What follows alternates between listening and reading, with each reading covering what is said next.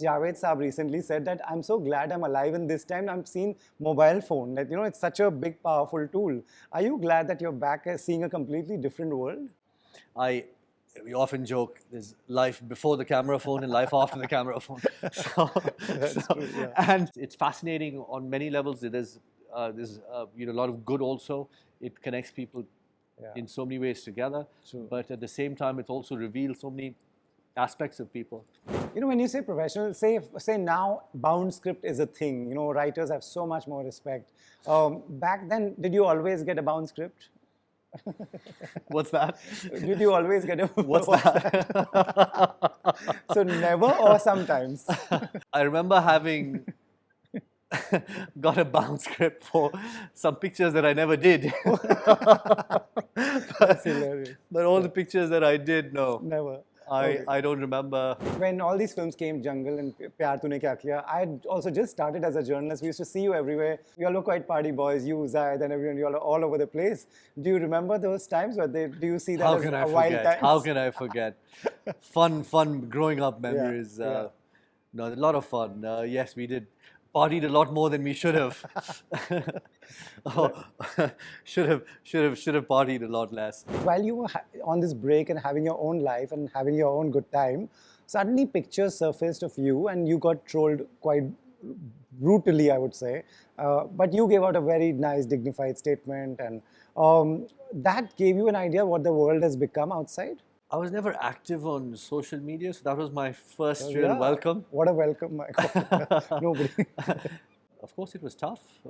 It was a challenging time, but this business teaches you to have thick skin. Yeah. I was surprised. I had cut off from the industry for many years. Absolutely, yeah. Before that. So, I mean, even the fact that I received that kind of attention in itself surprised me. Hi, this is Fardeen Khan, and you're watching this interview on Bollywood Hungama.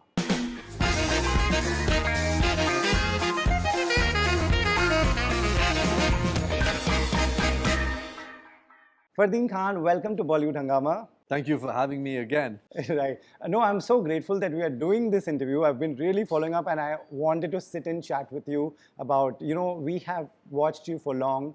I've been a journalist since you were doing your earlier stint, if I may say. So I'm going to first, before coming to Heeramandi and what you're doing next, I'm going to take you back, Fardeen, to the, say, Janasheen days. Today, when you look back at those films, there are all kinds of videos and reviews. People now watch it very differently as they would have watched it earlier. How do you see it now? I mean,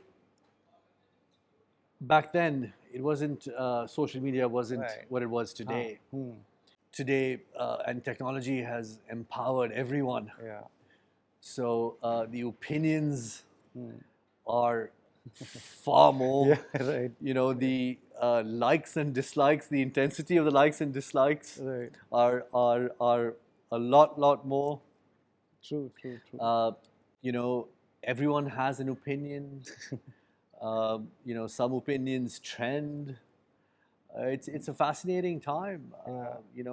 Scary too. Yeah, both sides. Scary too, but it's a fascinating time, and yes, so it in some ways, like always when you're part of telling the story, when you're part of the process, you try and give it your best. Everyone tries to give it your best, and then you just let it go, and it takes on a life of its own after that. But I think, having said that, audiences have changed. Their tastes have changed. The way they consume content has changed. It's. I mean, for me, it's. I feel like a newcomer of sorts. Really?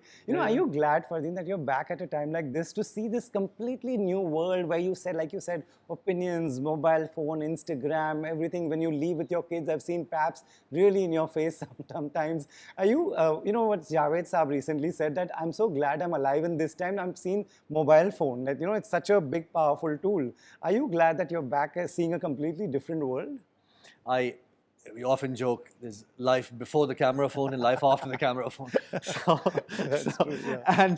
And it's fascinating to sometimes really observe and understand how it's affects all of us and changes all of us. You know, I mean, I think on so many levels we've become more guarded, more self-conscious, not so carefree about what we say, the way we behave, what we do. Right. I mean, in some cases, of course, it works for the better, but in some cases, you know, people you know, feel, you know, they don't reveal themselves as authentically as they might normally would.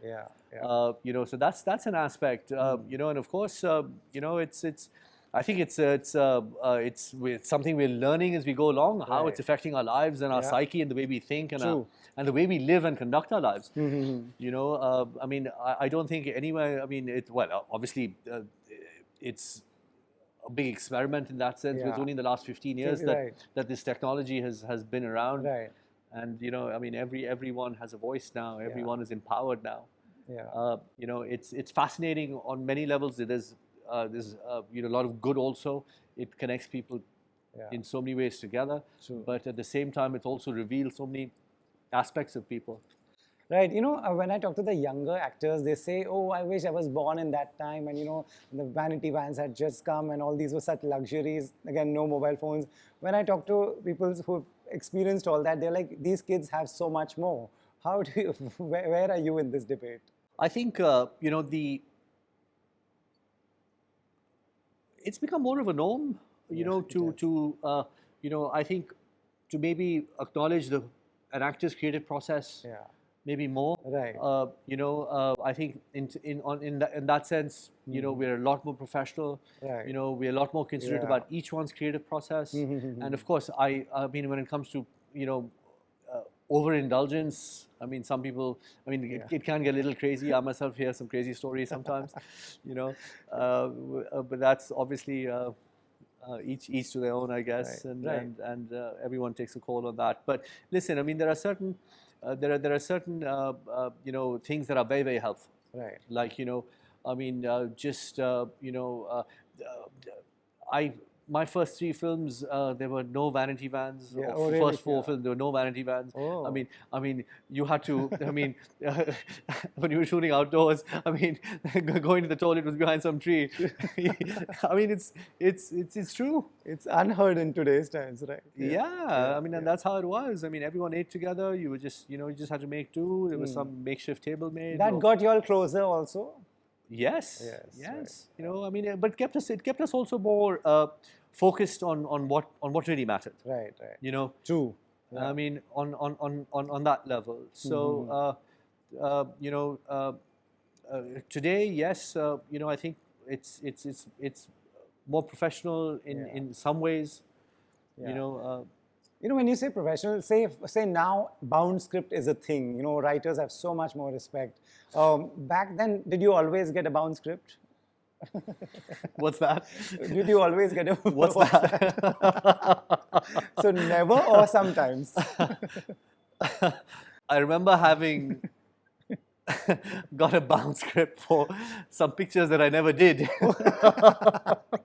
That's hilarious. But all the pictures that I did, no. Never. I don't remember. So people would come and say, "मैं ये बना रहा हूँ, ये लड़का ऐसा है, लड़की ऐसी है." That would be the brief. Sometimes, but often, you know, people would. The culture of narrations was prevalent. So even, you know, one is, of course, you can just hear, depending on which stage the film was in. If it was still in a story stage, you know, then a producer would just send a scriptwriter to the actor, and you'd hear the story. Okay, from the writer. That's nice. Okay, but otherwise, if it was at a stage where the director was already on board, you know, then the actor would actually get a narration from the director to understand his vision and how he sees it, and you know, so it was actually being, you know, I mean, and some directors, you know, give you the most amazing narrations, and I've had narrations where a director has actually come with his music team, and they've actually even had the songs and all sung, and you know, they've brought instruments and all of it. So that's how it used to be. And so, I mean, you know, it really gives you, it gave you a really fair idea of how the director kind of saw the film. Right. I mean, listen, I still believe, you know,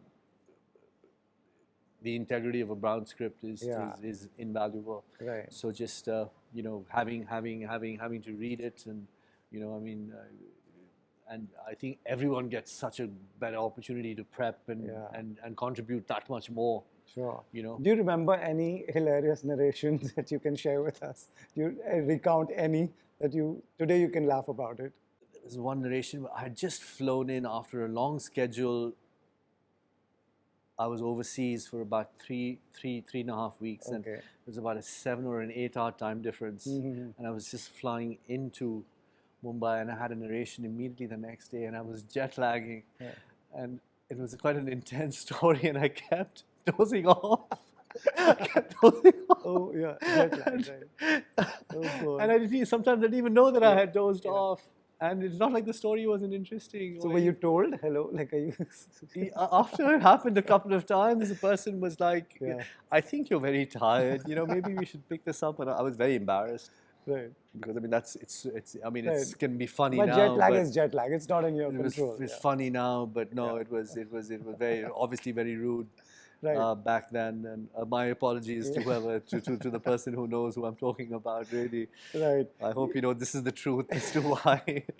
So still today you're sticking with the story of jet lag. That is the truth, that means. Yeah. You know, also filmmakers were so flamboyant and big names, like say your dad, Mr. Feroz Khan, such a flamboyant filmmaker, and also everybody was such a big name, Mahesh Bhatt and Ramesh Sippy, and you know, if they would call you, it would be more of a what a big deal it is, and how, like, can I ask for a story?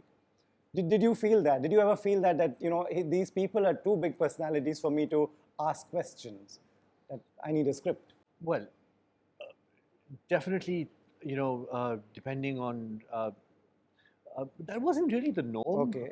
But you know, I think it was important to everyone involved, whether it was a producer or the director, that you know, the actor believes in what he's doing and has faith and gives it his all and wants to contribute in whatever creative way he can. So having said that, you know, I mean, it was important to the people that I worked with that, you know, the actor know what they're doing, because you want them to come and contribute. True. You know, so that was one aspect of it. And you know, I mean, there were some directors who, hey, whatever it is, I want to work with you. Yeah, nice. You know, I mean, they commanded that kind of respect. Right. And then that's still the norm today. You know, sure, you know, I mean, the only reason you're asking for a script is for your own prep, and sometimes it also reveals how prepared the set is. the setup is. You know, and you want to know what you're doing. And I think I mean, having said that, it just saves time, money, and energy. And you know, this you know, otherwise, because I mean, back in the day, I mean, reshooting was very common. I hear that.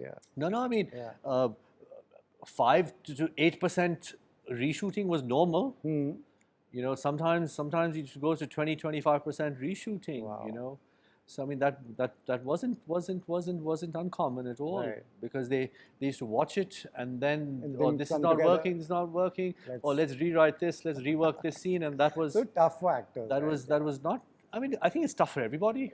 You know, it's obviously it makes you lose a little bit of faith in what you're doing, but then again, you know, you just it kind of toughens you up a bit. Yeah, true. You know, when all these films came, Jungle and Pyar Tune Kya Kiya, I had also just started as a journalist. We used to see you everywhere. You all were quite party boys. You, Zayed, and everyone. You all are all over the place. Do you remember those times? Or do you see that How as can I a wild forget? time? How can I forget? Fun growing up memories. No, a lot of fun. Yes, we did. Partied a lot more than we should have. should have partied a lot less. But yeah, it was fun days. You know, it was a little more carefree time. You know, you're on this journey of self-discovery for the first time. You know, you're you feel a certain sense of autonomy. You're earning a bit of money. Right. You know, you have a little cash to blow and spend here and there. You're forming your own identity. True. And you know, in this line, especially, you know, get a little more attention. You know, they all, and for me, it was all very, very new. Yeah. But You enjoyed it. I enjoyed it. I enjoyed it. But yeah, I enjoyed it for what it was. Yeah. No, no regrets. Absolutely. You know, we were page 3 reporters and we would get an invite saying for this party at whatever, some club, Fardeen Khan is going to come. That means we were very sure that this is a very happening party that Fardeen is coming. Yeah. So we used to cover page 3 and those were such fun days. Then Fardeen, you decided to, at some point, decided to take a break. What was that? Was there a point? Was there a day? Was there something happened? I needed some time after I lost my father. Okay. I needed some time off. It was a tough time for me on a personal level. Right. And there were some other considerations also, which I've spoken about many times. You know, had some challenges with having children, so we decided to go a certain, you know, the IVF route. That's why I needed to take some time off. But anyway, it wasn't meant to be for this long. Okay. And then it was meant to be for a few years. I initially thought a couple of years, you know, get everything settled, everything, but things didn't turn out that way. Right. You know, and then when I saw my daughter, when I held my daughter in my arms, my heart kind of melted. So, wow. So I said, let's spend some time with her. Yeah, absolutely. You know, wonderful. and I'm fortunate that I had the luxury of being able to take that time away. It wasn't deliberate or conscious, but having said that, you know, when I look back, I wish I hadn't taken such a long break, for sure. You know, definitely a regret on many levels. Okay. You know, definitely a regret on many levels. Right. Yeah, but it's never too late to come back. See how the love that you're getting today is quite amazing. Then Fardeen, while you were on this break and having your own life and having your own good time, suddenly pictures surfaced of you and you got trolled quite brutally, I would say. But you gave out a very nice, dignified statement, and that gave you an idea what the world has become outside?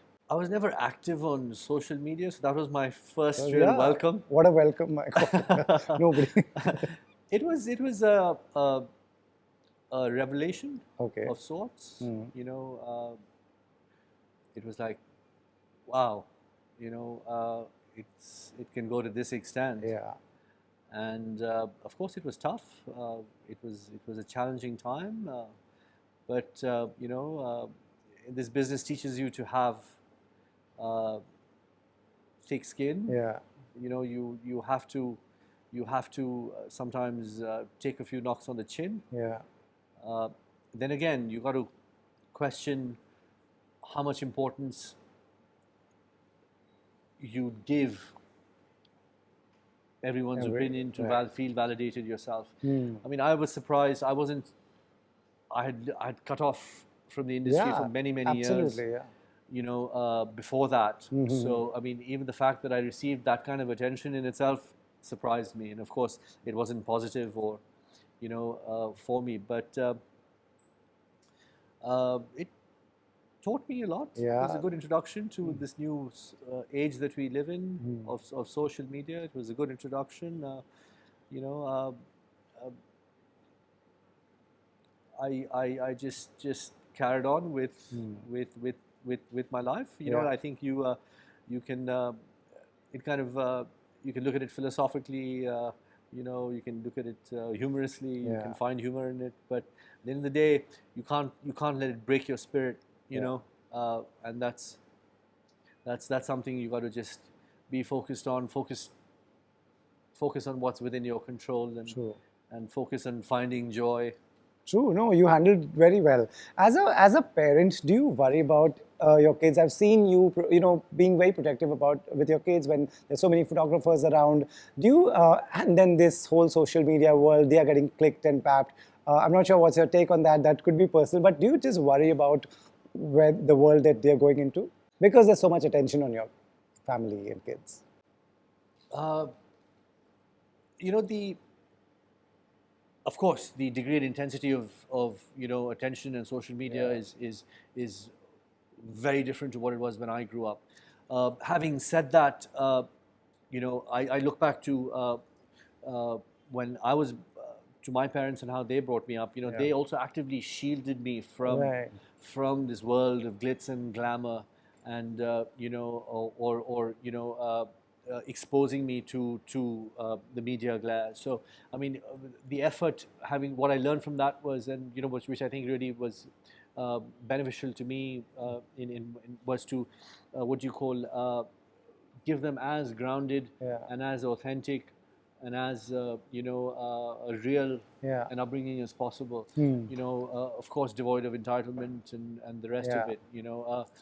But yes, something that does make you nervous is, of course, the impact social media has on kids. True. I mean, in that sense, it's a huge experiment that's happening. It's the first time in our history that we're empowered to have a voice and to reach the entire world, if you want. Or be influenced by it. It works both ways. So of course, I mean, there's just case studies happening now about the impact it's having, especially on younger kids. It's worrying. Who get onto social media at an early age, and and it's definitely concerning for every parent. It is right. Fardeen, what did Heeramandi do for you? Like, what did you get? Did you get what you expected? I mean, firstly, just to get an endorsement from Sanjay Leela Bhansali, to be working under his production, to be directed by him and his team, to be part of this incredibly ambitious, most amazing story, which was being released worldwide in about 190 countries. Was an incredible opportunity.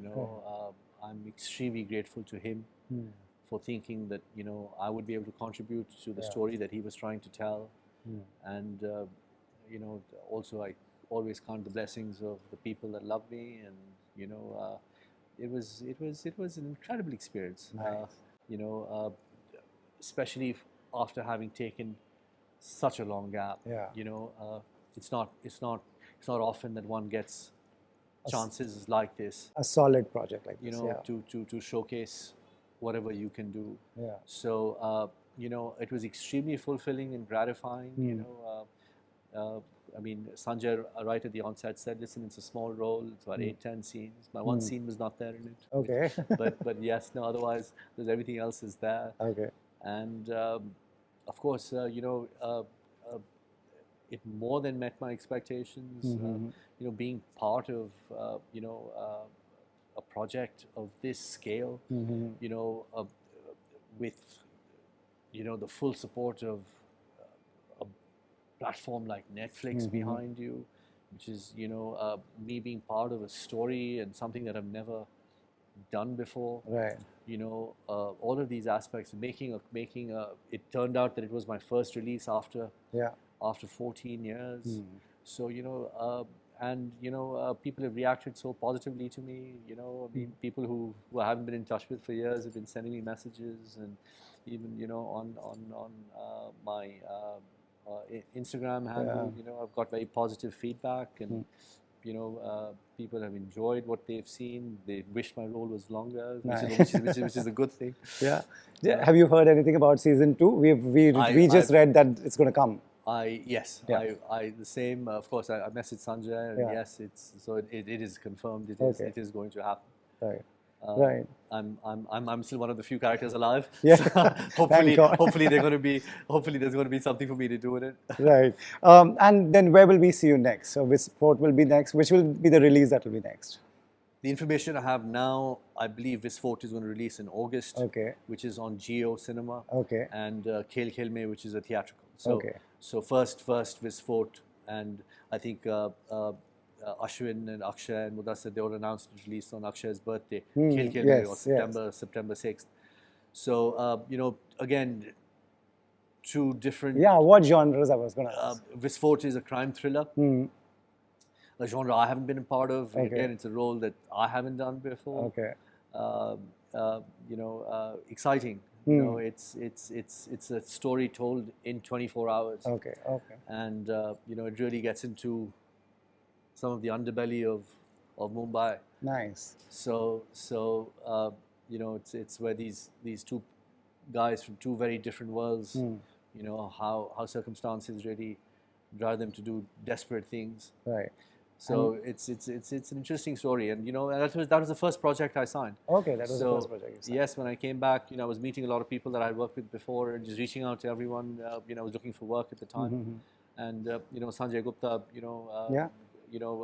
this was the first producer to sign me, and it was on our second meeting that he said, "Hey, buddy, you want to do this film? Nice. It's yours. I really think you'd fit in well." And he thought of me in a casting that not many people would think of me, and I had my own apprehensions about it, and he was convinced about it somehow, and he gave him a brilliant backstory and the rest of it. And, it was great teaming up with Ritesh again, after Hey Baby. So both my realities, one's going to be with my Hey Baby team, right. Ritesh and Akshay on the other side. Right. So Khil Khil Mein is a I would say it's a social drama comedy. Okay.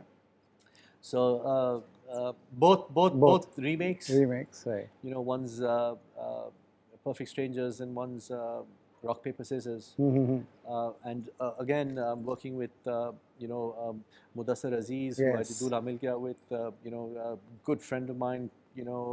Extremely talented, and he's done such a brilliant job interpreting the original. Right. He's written a fabulous script, and I think it's going to be very entertaining for people.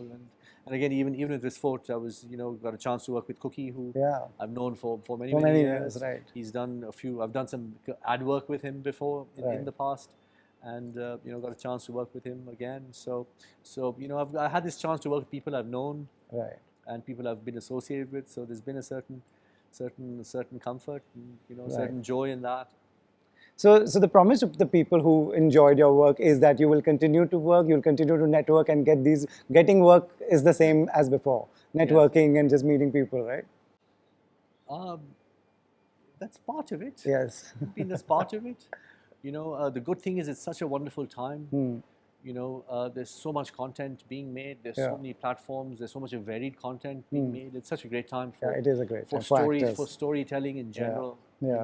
True. So very, very exciting. To see how of course people have seen me in Heeramandi, but now when they see me in these two films coming out, how they and there's a whole new generation of storytellers, writers, directors. Right. How they perceive me, how they fit me in, and what they think they would like to see me in, and it's very, very interesting and exciting for me. So I'm looking forward to that as well. Right. But from someone who knew you from the party days to now this very mature and very wise, if I may use that word. You think? Yes, I do think so. Some won't agree. Or wise, or let's say less stupid. Okay, less parting, that's all. Not less stupid. But I'm very happy for you, and can't wait to watch the other films that you've done. And please keep working. We really enjoy your work. Thank you so much, and thank you for having me. Thank you so much. Pleasure as always.